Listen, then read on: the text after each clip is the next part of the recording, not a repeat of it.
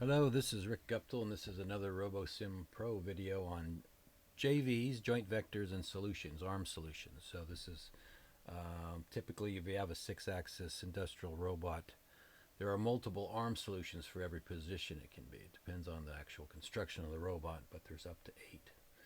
So here we'll load in a robot, and let's just, we're going to set up some things so that we can move the robot around and teach some frames so that then we can look at the joint vectors at each one of the frames.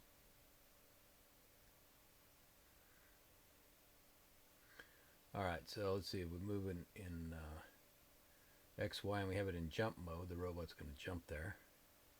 And if we look at the joint vectors, so this is all the joints right now, we can say teach the JV. So it just gives a name of JV0. And you can see it appear on the right hand side in the quick pick.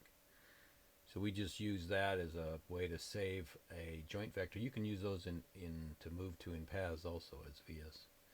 So let's move it around a little bit and create some more JVs and save them.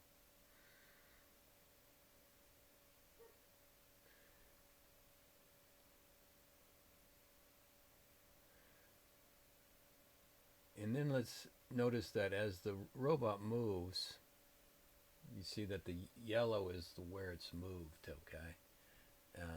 So that's the range of each joint, how much it's moved, okay? But we can also clear that, and now it's all green again, so then when we move to one, we can see how it moved.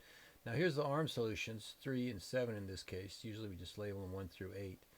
And it's really just at each joint vector. In this case, this robot has 2 ARM solutions normally.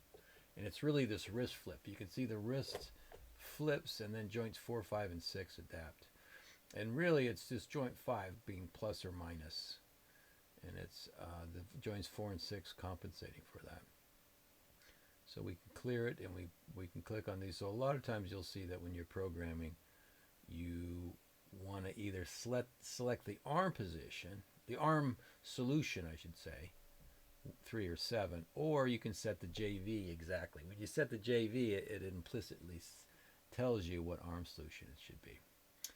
Alright, another little thing here is that we have the settings, and you can define how close the joint gets to its outer edge before the joint pennant shows up as red. So normally it's set to 15, but now if we set it to 5, we can see that if we get really close, then it's not exceeding a joint limit. And then right at the 55, we still consider that away. But if we go past that by any amount, then that's, sends it to red, which means that within 5 degrees, every joint is going to show red. It's just a way to keep track of things. So here you can see that the joint limits are out. All right, thanks.